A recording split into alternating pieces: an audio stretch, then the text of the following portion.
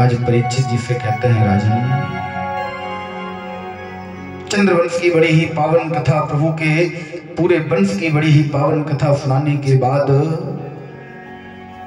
परीक्षित जी से कहते हैं, राजन,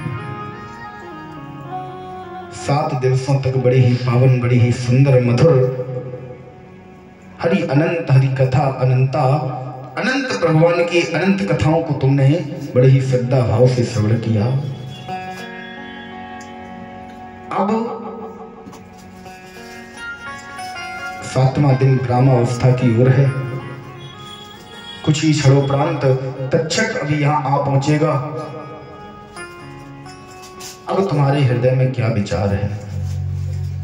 परीक्षित जी हाथ जोड़कर कहते हैं, गुरुदेव,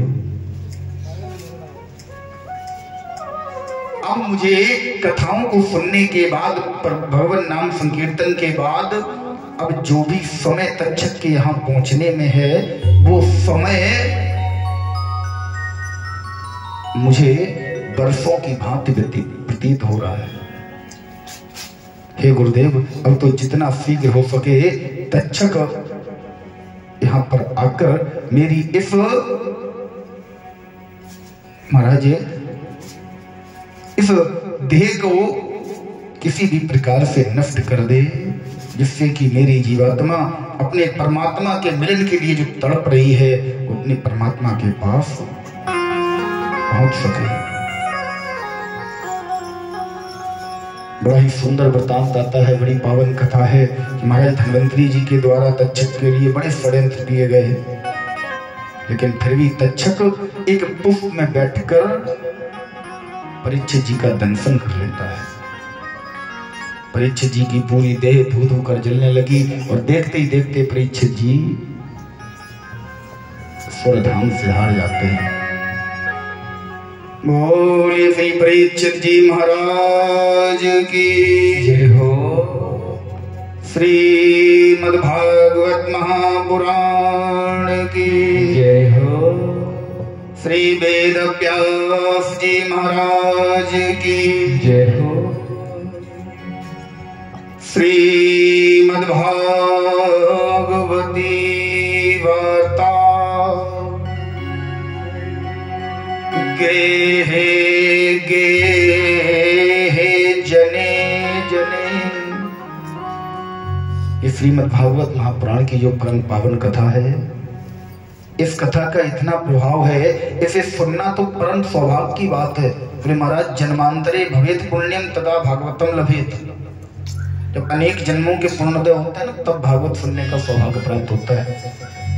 नहीं तो बहुत से लोग ऐसे भी होंगे जिनके रोज कानों में आवाज जा रही होगी, नहीं भागवत हो रही है, और फिर भी बेचारे गृह कार्यों में इतने व्यस्त हैं कि नहीं आ पाए, नहीं सुन पाए।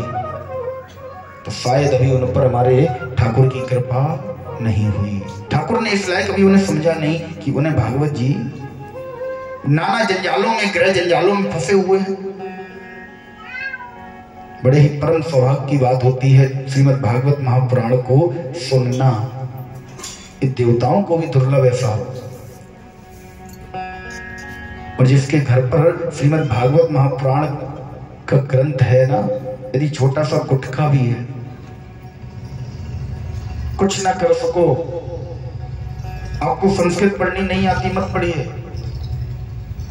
पूजा के स्थान पर उस पुस्तक को रखकर प्रतिदिन उस पर एक पुष्प चढ़ाने का नियम बना लीजिए। महाराज, ये श्रीमद् भागवत महापुराण की ये पावन कथा एकमात्र ऐसी कथा है जो आपका परलोक सुधार सकती है। अन्य कथाओं से आपका जीवन सुधर जाएगा, आपका ये लोक सुधर जाएगा, लेकिन ये श्रीमद् भागवत महापुराण की पावन कथा का प्रभाव है कि आपका परलोक भी सुधर सकता है। बड़ी ही पावन कथा है, बहुत ही दिव्य। इसका महात्मा कहां तक वर्णन करूं। स्कंद पुराण में 6 अध्याय महात्मा के नाम से रखे गए हैं। बहुत बड़ा महात्मा है।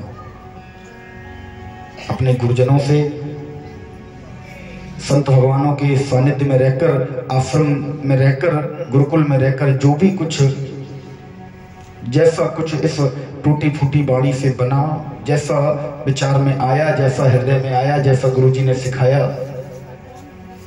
जैसा हमने सीखा, जो पढ़ा, वो हमने आप लोगों को 7 दिन तक भगवान की पावन कथा को श्रवण करवाया।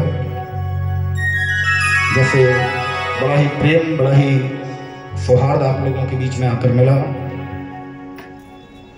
सभी श्रोता बंधु, सभी भक्तगण हृदय से धन्यवाद के पात्र हैं। राधे रानी सदैव आप सभी के घर में सुख शांति समृद्धि बनाए रखें।